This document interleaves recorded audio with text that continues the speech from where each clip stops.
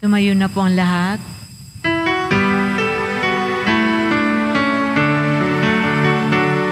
Ating dakilain at sambahin ang Panginoong butihin.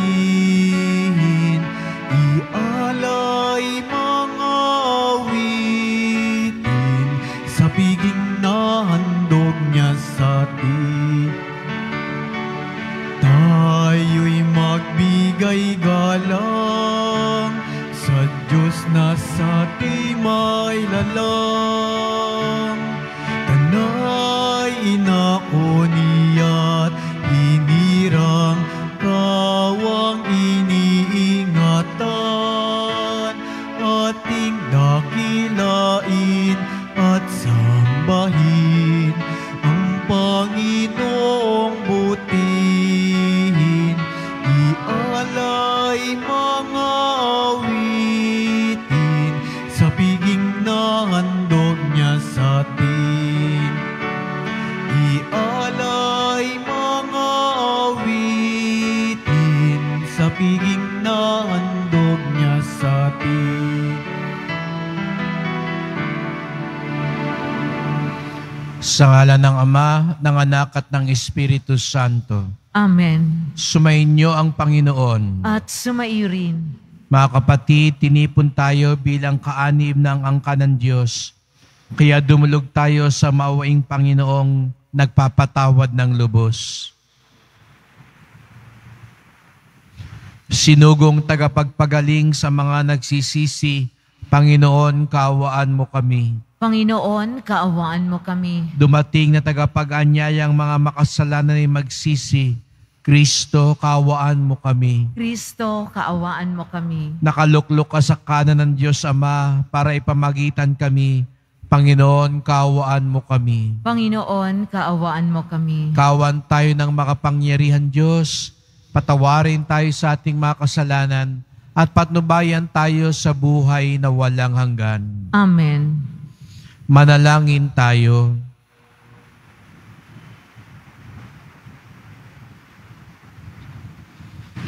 Ama naming makapangyarihan, kaming mga tinubos mo at kinupkop, ay tunghayan mo ngayon sa iyong kagandahang loob upang sa pagsampalataya sa anak mong si Kristo, makamta ng kalayaan at pamana sa piling mo. Sa pamamagitan niya, kasama ng Espiritu Santo, magpasawalang hanggan. Amen. Magsiupo ang lahat.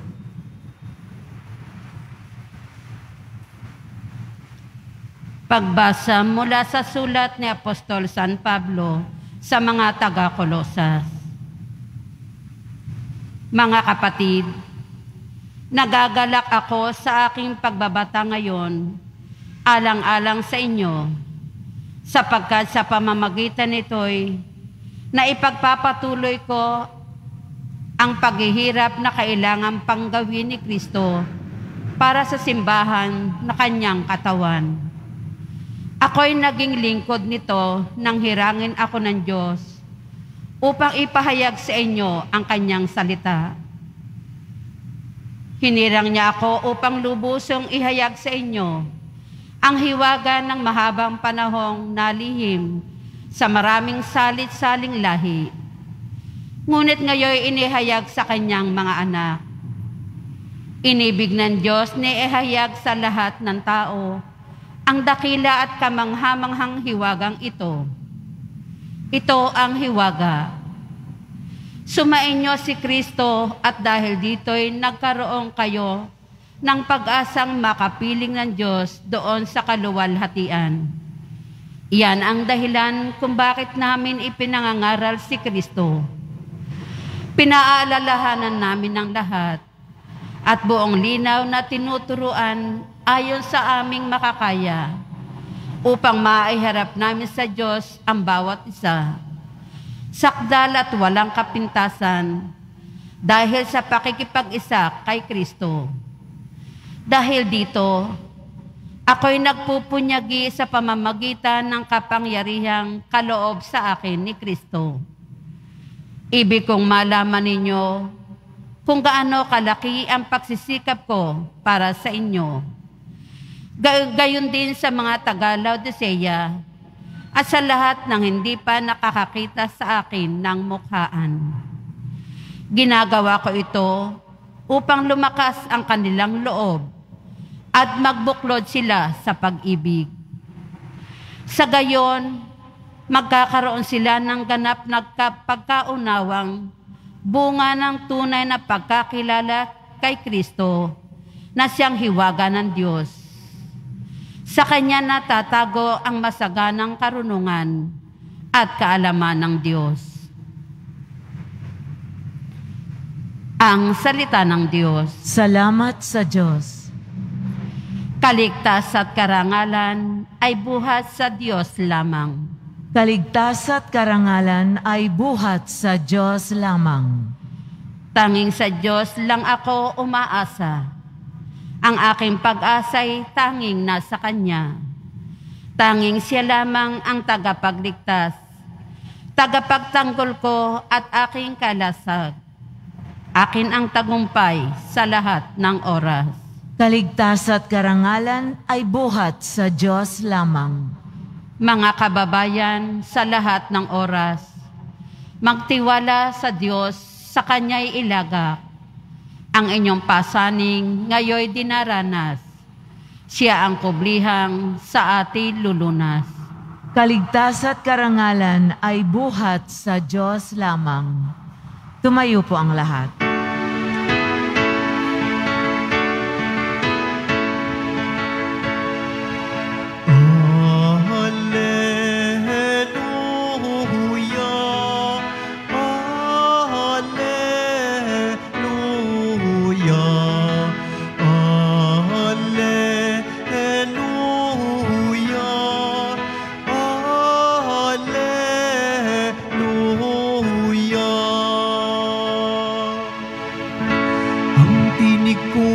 Pakikinggan ng kabilang sa aking kawan, ako'y kanilang susundan. Alleluia, alleluia, alleluia.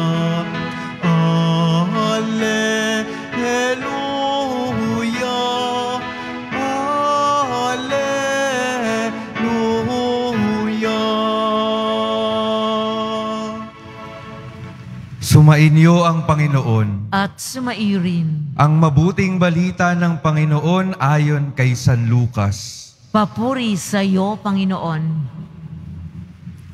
Isang araw ng pamamahinga, muling pumasok si Jesus sa sinagoga at nagturo. May isang lalaki roong tuyot ang kanang kamay. Sa hangad ng mga eskriba at mga Pariseyo na maparatangan si Jesus, nagbantay sila upang tingnan kung siya'y magpapagaling sa araw ng pamamahinga. Subalit, batid ni Jesus ang kanilang mga iniisip, kaya't sinabi niya sa lalaking tuyot ang kamay, "Halika rito sa unahan." Lumapit naman ang lalaki at tumayo roon. Sinabi ni Jesus sa kanila, "Tatanungin ko kayo, alin ba ang ayon sa kautusan? Ang gumawa ng mabuti o ang gumawa ng masama sa araw ng pamamahinga? Magligtas ng buhay o pumatay?" Tiningnan ni Jesus ang nasa palibot niya at sinabi sa lalaki, "Iunat mo ang iyong kamay." Iniunat nga niya ang kanyang kamay at ito'y gumaling. Nagngingit-ngit sa galit ang mga eskriba at mga Pariseyo. At pinag-usapan nila kung ano ang dapat gawin kay Jesus. Mga kapatid, ang mabuting balita ng Panginoon. Pinupuri ka namin, Panginoong Hesukristo. Magsiupo ang lahat.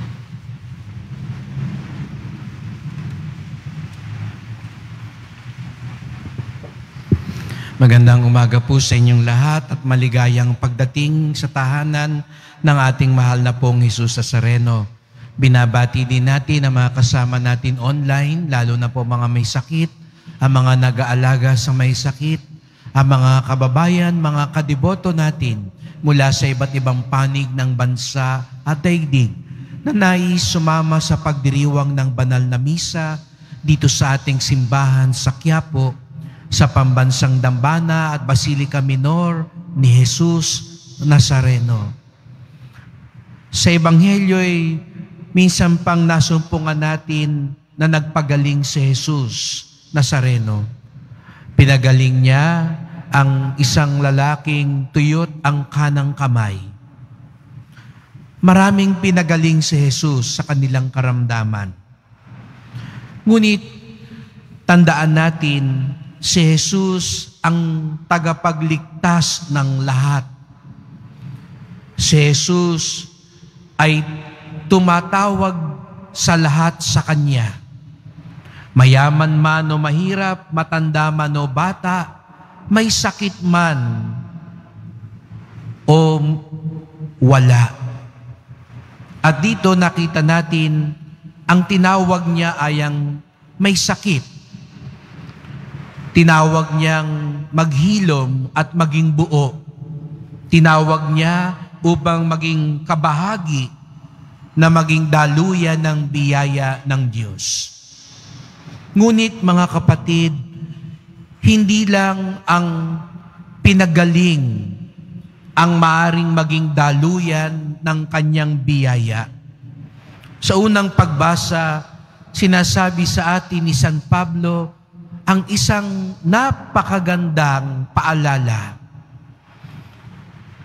na tayong lahat, lalo na sa ating paghihirap, karamdaman at pagdurusa, ay tinatawag ding kabahagi ni Kristo. Mga kapatid, nais kong tulungan kayong pagnilayan, lalo na sa mga sandaling tayo dumudulog kay Jesus Nazareno.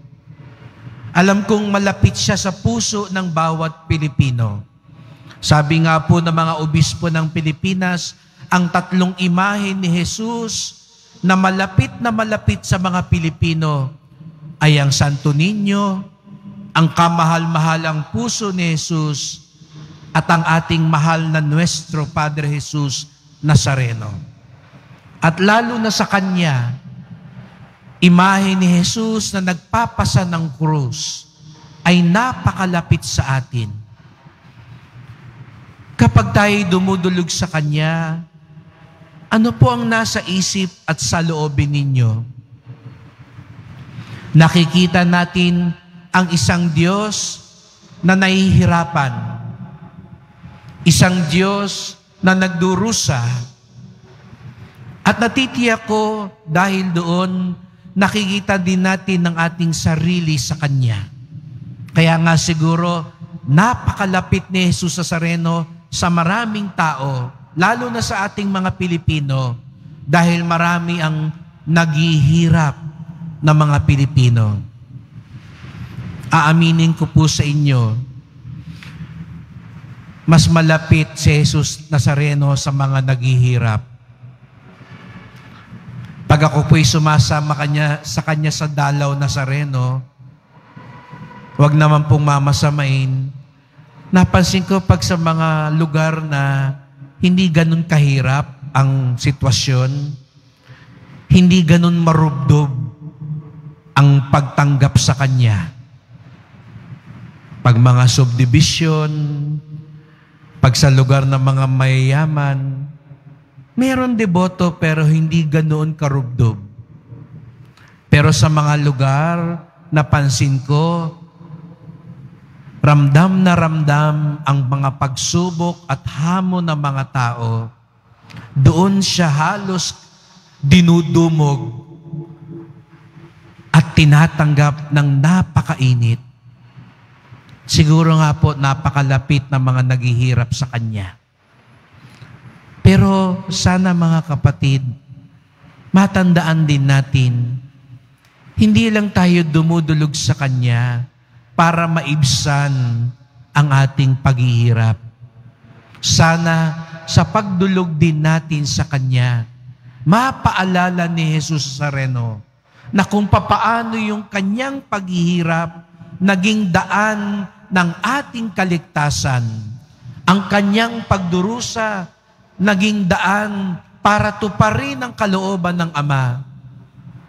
Ang atin din sariling paghihirap, pagdurusa at pagsubok maging daan hindi lang sa ating kaligtasan, kung hindi sa kaligtasan din ng ating kapwa, ng simbahan, ng sambayanan. Yun ang pinapaalala ni San Pablo. Ang isang biyaya daw na ipinagkaloob ni Jesus ay binibigyan niya tayo ng napakagandang pagkakataon na ang ating paghihirap hindi mawalang saysay lamang. Bagkus ang ating paghihirap maging daan hindi lamang sa ating kaligtasan, kung hindi sa kaligtasan din ng ating kapwa. Kaya nga mga kapatid, kung minsan hindi agad tinatanggal ng Diyos, iniibsan ng Diyos ang ating paghihirap, huwag tayo mawalan ng pag-asa. Kung hindi ka pa agad gumagaling, kung di pa agad gumagaling yung asawa mo o mahal mo sa buhay, kung di pa agad nalulutas ang mga pagsubok at hamon mo sa buhay, huwag kang mawalan ng pag-asa. Huwag kang magtampo sa Diyos. Sapagkat maging ang iyong paghihirap ay maaaring magdulot ng biyaya hindi lang sa iyo, kung hindi sa kapwa mo. Pag ako po'y dumadalaw sa mga may sakit at nagpapahid ng langis, at lalo na kapag nakikita kong nahihirapan, lalo na yung mga may cancer, sinasabi ko sa kanila, sabihin niyo kay Jesus Nazareno, tulungan kayong ialay yung dinaranas niyong paghihirap para sa kabutihan, kaligtasan ng ibang tao. Lagi kong sinasabi sa kanila, ialay ninyo yung paghihirap ninyo. Ialay nyo sa mga taong kailangang magbalik loob sa Diyos. Ialay nyo sa mga anak nyo at apo nyo na may kinabukasan pa na huwag makalimot sa Diyos. Ialay nyo para sa pagbabago ng sambayanan. Ialay nyo para sa lalong kabanalan ng mga pari. Maaari pala nating ialay. Katulad ng ginawa ni Jesus Nazareno, inalay niya yung kanyang pagdurusa para sa ating kaligtasan. Kaya walang sayang kahit naghihirap pa tayo. Kasi sa pagmamahal ni Jesus Nazareno sa atin, hindi lang yung kagalingan, kahit yung paghihirap, daluyan pa rin ng biyaya galing sa Kanya. Kaya mga kapatid, kapag lumalapit tayo kay Jesus Nazareno, opo, hilingin natin sa Kanya, pagalingin tayo. Kung kalooban niya, mawala na, matanggal na yung paghihirap natin, salamat po. Pero kung hindi pa ito mawawala, hindi pa to maiibsan, idamay natin, ialay natin ito kasama ng pag-aalay ni Jesus sa Ama, upang sa gayoy maging ang ating karamdaman, paghihirap at pagsubok, maging daan ng biyaya ni Jesus Nazareno.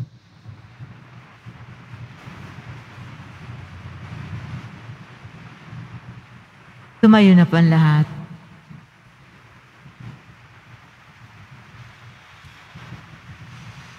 Minamahal ko mga kapatid, para sa ating mga Kristiyano, Wala nang higit pang batas o utos, kundi ang ipinag-utos ng Ebanghelyo na mahalin ng Diyos at ang kapwa.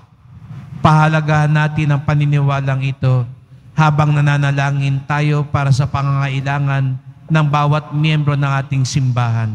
Ang ating tugon, gawin mo kaming tagapagdulot ng buhay, O Panginoon. Gawin mo kaming tagapagdulot ng buhay, O Panginoon. Ang simbahan, naway palaging maging bago at dalisay sa pamamagitan ng mga salita ng Ebanghelyo ni Kristo. Manalangin tayo. Gawin mo kaming tagapagdulot ng buhay, O Panginoon. Ang mga nasa tungkulin sa gobyerno, naway magabayan ng karunungan kapag gumawa sila ng panukala at magpasya sa mga pinahahalagahang proyekto. Manalangin tayo. Gawin mo kaming tagapagdulot ng buhay, O Panginoon. Ang ating pagsamba, naway maging salamin ng ating katapatan at dedikasyon sa mapagkumbabang paglilingkod natin sa Diyos at sa kapwa. Manalangin tayo. Gawin mo kaming tagapagdulot ng buhay, O Panginoon.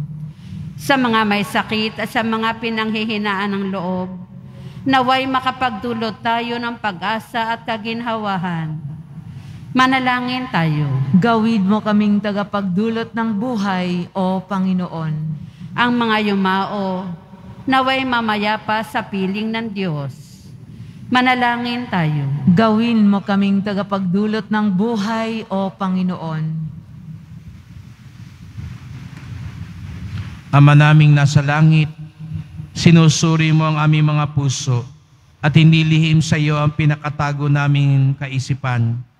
Liwanagan mo ang aming mga puso para sa higit na tunay na pagsamba at aming mga kamay para sa higit na bukas loob na paglilingkod sa kapwa. Hiling namin ito sa ngalan ni Kristo ng aming Panginoon. Amen.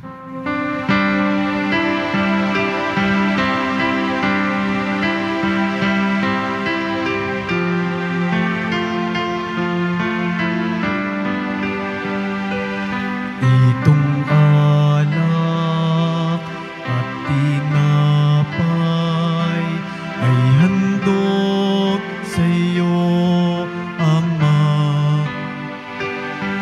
Ito'y bunga ng aming gawang iyong pinagpala. Sumasamo ang iyong bayang, tanggapit iyong basbasan nang sa amin maging tunay na katawan at dugo ng iyong anak. Tumayo po ang lahat. Manalangin kayo mga kapatid upang ating paghahain ay kalugdan ng Diyos amang makapangyarihan. Tanggapin nawa ng Panginoon itong paghahain sa iyong mga kamay, sa kapurihan niya at karangalan, sa ating kapakinabangan at sa buong sambayanan niyang banal. Ama naming lumikha, ikaw ang gumagawa ng wagas na katapatan at kapayapaan. Ipagkaloob mo ang iyong kadakilaan ay aming handugan, ng iyong minamarapat na aming maialay. At naway magkaisa kami sa pakikinabang sa banal na paghahain ngayong ipinagdiriwang. Sa pamamagitan ni Jesucristo, kasama ng Espiritu Santo, magpasawalang hanggan. Amen. Sumainyo ang Panginoon. At sumairin. Itaas sa Diyos ang inyong puso at diwa. Itinaas na namin sa Panginoon. Pasalamatan natin ang Panginoong ating Diyos. Marapat na siya ay pasalamatan. Ama naming makapangyarihan, tunay ngang marapat na ikaw ay aming pasalamatan. Sa iyong kagandahang loob kami ay iyong binukod upang iyong maitampok sa kadakilaan mong lubos. Kahit na ikaw ay aming tinalikdan dahil sa aming pagkasalawahan, gumawa ka pa rin ng magandang paraang may manguna sa amin para ikaw ay balikan. Kaya't ang iyong minamahal na anak ay naging isa sa mga taong hamak upang may kapwa kaming makapagligtas sa aming pagkapahamak at pagkaligaw ng landas. Kaya kaisa ng mga anghel nagsisiawit ng papuri sa iyo, nang walang humpay sa kalangitan, kami nagbubunyi sa iyong kadakilaan. Santo, Santo, Santo, Panginoong Diyos ng mga hukbo, napupuno ang langit at lupa ng kadakilaan mo, o sana sa kaitaasan. Pinagpala ang naparirito sa ngalan ng Panginoon, o sana sa kaitaasan. Lumuhod ang lahat. Tuwing tayo nagsisimba, ialay natin ang ating mga sariling krus.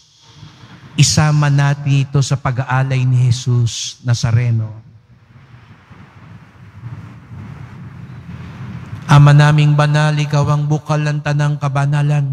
Kaya't sa pamamagitan ng iyong Espiritu, gawin mong banal ang mga kaloob na ito upang para sa amin maging katawan at dugo ng aming Panginoong Hesukristo.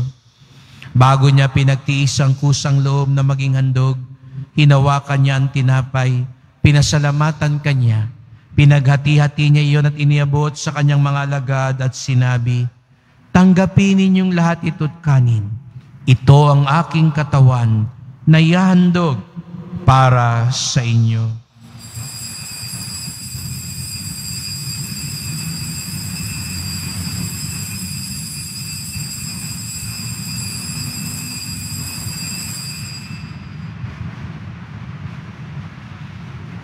Gayon din naman nang matapos ang hapunan, hinawakan niya ang kalis.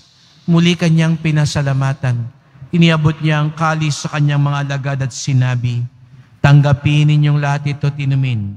Ito ang kalis ng aking dugo, ng bago't walang hanggang tipan. Ang aking dugo na ibubuhos para sa inyo at para sa lahat, sa kapagpapatawad ng mga kasalanan. Gawin niyo ito sa pag-alaala sa akin."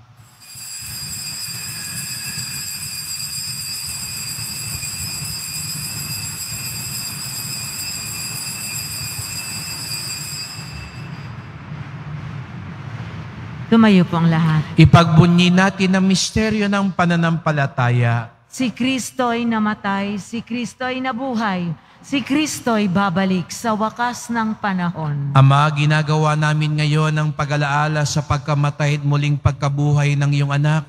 Kaya tinalay namin sa iyo ang tinapay nagbibigay buhay at ang kalis na nagkakaloob ng kaligtasan. Kami nagpapasalamat dahil kami yung minarapat na tumayo sa harap mo para maglingkod sa iyo. Isinasamo namin kaming magsalo-salo sa katawan at dugo ni Kristo ay mabuklod sa pagkakaisa sa pamamagitan ng Espiritu Santo. Ama, lingapin mo ang iyong simbahang laganap sa buong daigdig.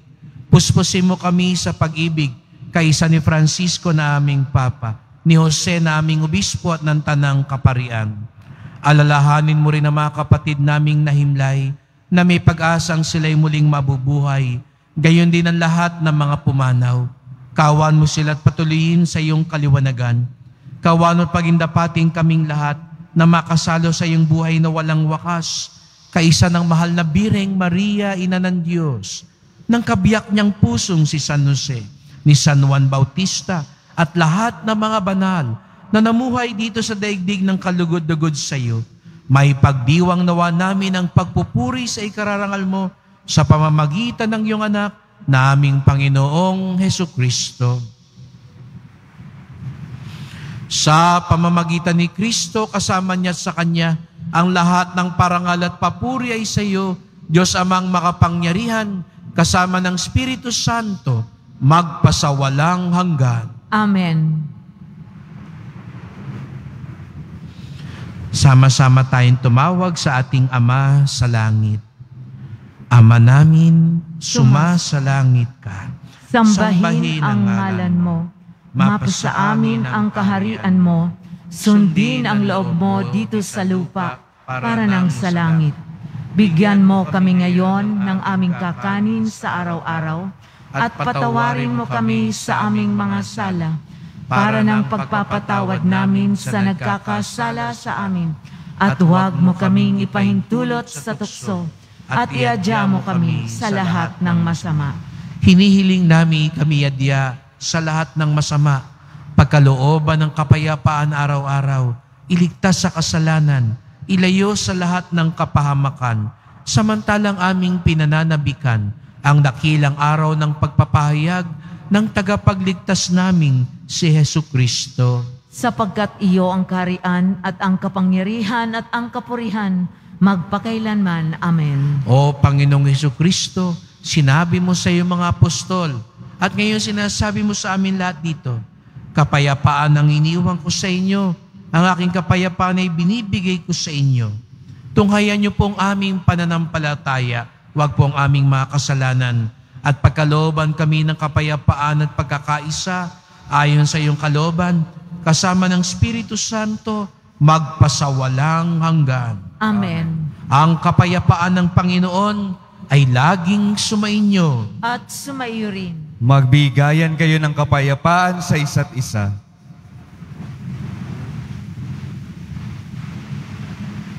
Kordero ng Diyos na nag-aalis ng mga kasalanan ng sanlibutan, maawa ka sa amin. Kordero ng Diyos na nag-aalis ng mga kasalanan ng sanlibutan, maawa ka sa amin. Kordero ng Diyos na nag-aalis ng mga kasalanan ng sanlibutan, ipagkaloob mo sa amin ang kapayapaan. Lumuhod po ang lahat. Narito ang ating Panginoong Jesucristo, ang Kordero ng Diyos, nag-aalis ng mga kasalanan ng sanlibutan. Mapapalad ang inaanyayahan sa kanyang piging. Panginoon, hindi ako karapat-dapat na magpatuloy sa iyo. Ngunit sa isang salita mo lamang ay gagaling na ako.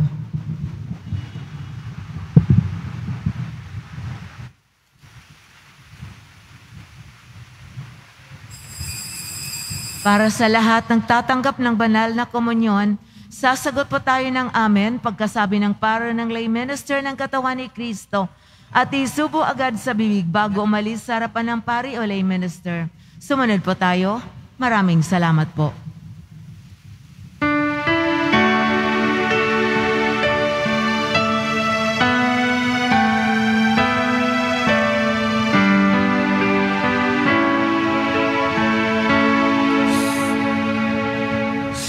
Diyos lamang mapapanatag ang aking kaluluwa. Sa Kanya nagmumula ang aking pag-asa at kaligtasan.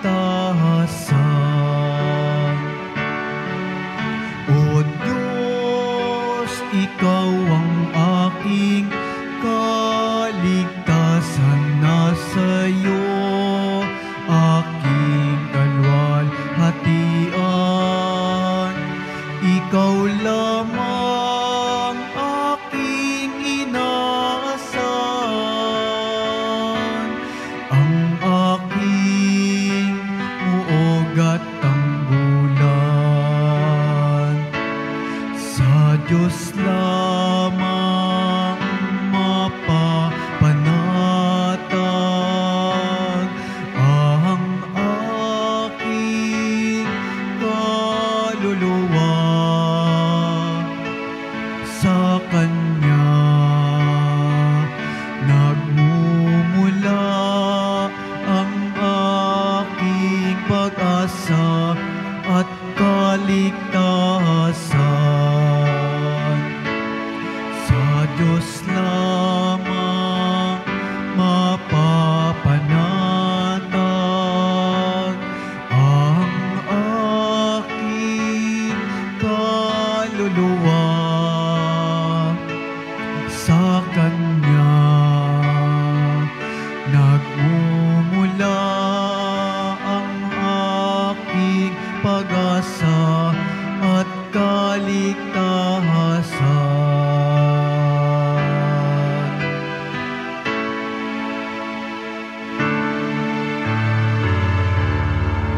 Pagkatapos ng misa, wiwisikan po ang lahat ng banal na tubig.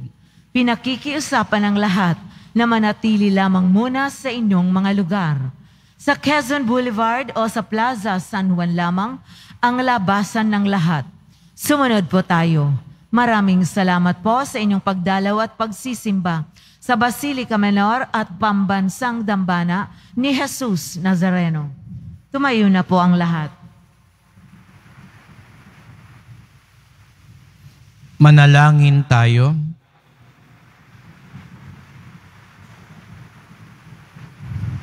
Ama naming mapagmahal, kaming pinapagsalo mo sa iyong salita at piging na banal, ay iyong pinalalakas at iyong binubuhay. Paginapatin mong kami makapakinabang sa buhay ng iyong anak na para sa amin sarili niya ang alay bilang aming tagapamagitan kasama ng Espiritu Santo magpasawalang hanggan. Amen. Salamat po sa inyong pagpunta sa Quiapo, sa mga naglingkod sa misa. Salamat po sa mga tumutulong sa simbahan, sa inyong mga pamisa, love offerings, online donations, sa mga tumutulong sa pagpapagawa ng ating simbahan, at sa mga nagdadala po dito ng bigas, dilata, noodles, at iba pang pang-ayuda sa ating mga kapatid na nangangailangan. Ang ating debosyon sa Poong Nazareno ay nagtuturo sa ating magmalasakit at tumulong sa ating kapwa. Sa karamdaman man o kalusugan, sa pagsubok man o kagalakan, tayo ay kabahagi ni Jesus Nazareno na maging daluyan ng biyaya ng Diyos. Ialay natin lahat sa Kanya. Sumainyo ang Panginoon. At sumaiyo rin. Mahal na pong Jesus Nazareno, inihayag mo sa pamamagitan ng krus ang walang maliw na pag-ibig ng Diyos sa sangkatauhan.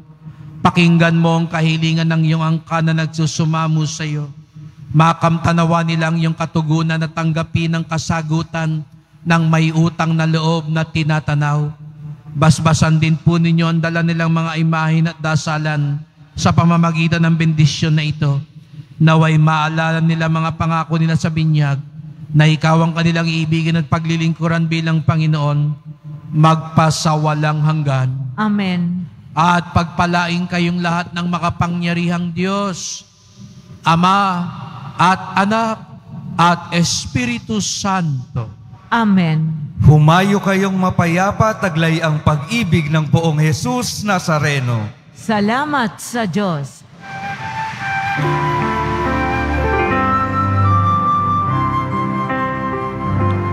Nuestro Padre Jesus Nazareno, sinasamba ka namin.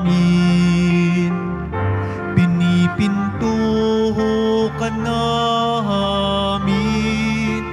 Aral mo ang aming buhay at kaligtasan. Nuestro Padre Jesus Nazareno, iligtas mo kami sa kasalanan.